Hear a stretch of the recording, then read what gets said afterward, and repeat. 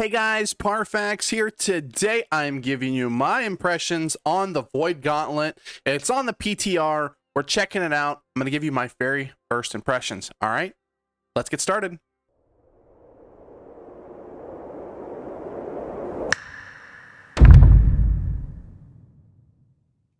So I'm here on the PTR, and we're going to give you my very first impressions of the Void Gauntlet. Now, we've done a little bit of dueling, we've did some PvE, we tested out a few things, and I'm going to let you know my very first impressions. This is going to be a very short video. We'll have more in-depth videos coming down the line, but I wanted to give you my impressions so far of the Void Gauntlet. So if you don't know, I'm sure you have, you're clicking on this title, you know the PTR came out, and we have a new weapon called the Void Gauntlet. In short, we have essentially two different trees here. One is melee and one is ranged. They both specialize in kind of either that very close combat here in the Annihilation tree or the more ranged gameplay of the Decay tree. One thing that both have in common is while you're dealing damage, a lot of times you are actually healing yourself as well. So that's kind of what the Void Gauntlet is. It's kind of in between, almost like, I don't want to say a rapier, but it kind of has like an auto attack as the rapier if you go with this ability here called the Void Blade, or you get kind of more of a ice gauntlet type of gameplay if you go on the other one. It's very unique and it feels very cool. So let's sort of talk about each of the abilities and what I've seen and what I've tested so far. So first, let's talk about the Void Blade. And I'm going to show you something really cool that you can kind of do with the Void Blade, and it kind of something kind of weird interaction you can kind of have.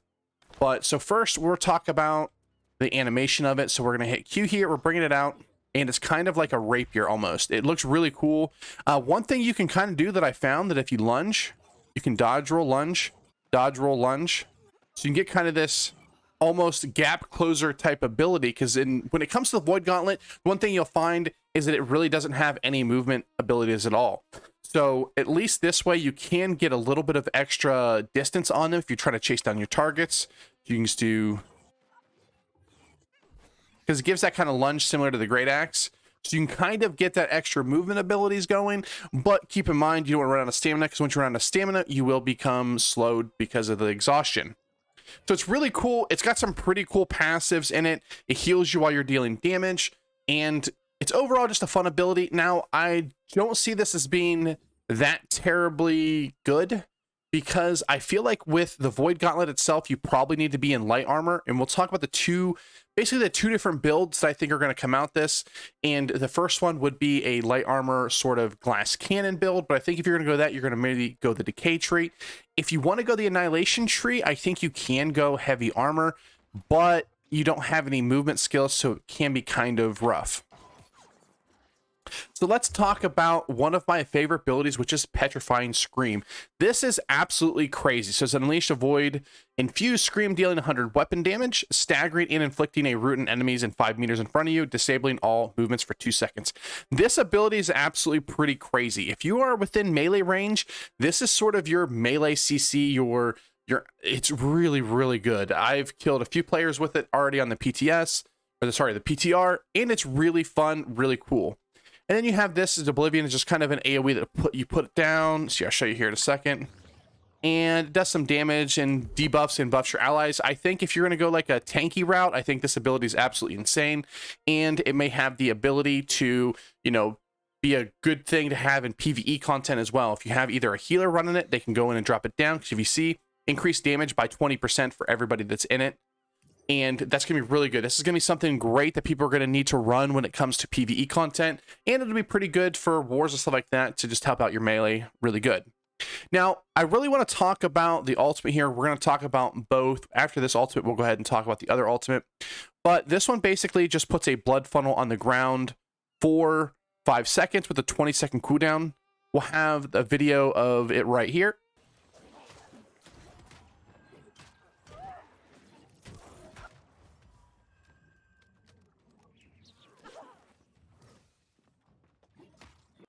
So it's a pretty cool ability. It does a little bit of damage here. You can see that it unsuccessful ability hit, you gain a stack up to 6 stacks, and that's going to be kind of a thing on both of these trees when it comes to using the ultimate. It's going to be about stacks, and we'll talk about the other one, which is really cool here in a second.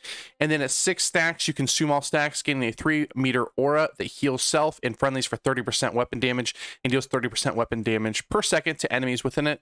Healing scales excessively with focus, 5-second duration, 20-second cooldown. So really cool. It's kind of like a blood funnel, almost like a, like a Death Knight, or something really cool, kind of sucking the life out of your enemies. So if you want to go the Void Caller, I think the Void Caller is going to be a very good if you're running like a tanky build. Now let's go to my personal favorite side of the tree, and it's really my personal favorite side of the tree because of the ultimate, and that's where we're actually going to start. Glimpse of the Void.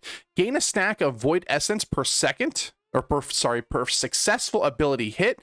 At 4 or more stacks, your next successful ranged heavy attack will instantly reset all Void Gauntlet cooldowns and remove all stacks with a 15-second cooldown. So what this means is, I don't know if you guys have ever played Rise in League of Legends, but I kind of equate it to there.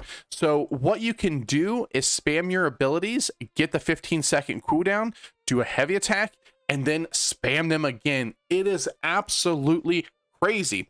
Now, before we talk about a few things you can do and a few ways you can actually proc it, the one thing you do need to know is, first, I don't know if it's a bug, but Oblivion does not proc this. It does not get a stack on Void Caller, and it does not get a stack on Glimpse of the Void.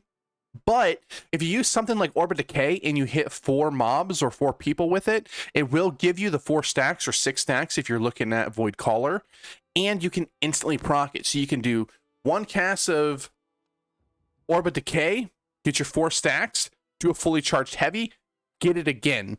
It is absolutely insane. When I first went through the process of playing with this weapon and looking at it, we dueled and we were like, man, this is very underwhelming when dueling. We tried focus, we tried intelligence. It's okay, but definitely not a very good dueling weapon. And then we looked at this and we didn't see the 15-second cooldown, and we're like, this is the most busted weapon in the game. Because could you imagine just going, Oblivion, Orb of Decay, and I don't know, Petrifying Scream, doing the Orb of Decay, which will then reset your Glimpse of the Void. You would heavy attack, and then you could basically keep people in Petrified Scream 100% of the time. So all you have to do, and if there's 5 people or 4 people in front of you, you could Petrified Scream, which would give you 4 stacks of Glimpse of the Void. You could heavy attack, and then Petrified Scream. It would just be absolutely busted, but then we saw the 15-second cooldown, and it made a lot more sense. Now, I know a lot of people, they're going to want to play with Void Blade, and they're going to want to play with Petrifying Scream, and they're going to be like, man, I really love this. We're just going to go down to the Void Caller Blood Funnel. But the thing about this is, if you look at Void Blade here, it is 15-second duration with a 24-second cooldown. I do have a little bit of cooldown reduction. I think its base is 25. What you can do with Void Blade is, if you just go down the Void Blade tree and you still want to get Glimpse of the Void, if you can get enough passives over here, like maybe get Orb of Decay, if you're going maybe single target, Baleful Tether, which is kind of underwhelming because it's really hard to hit and it's not that great. But if you can do if you're looking for like a more of a 1v1 build, this one might not be too bad if you're melee and just cast it so you really can hit it every time.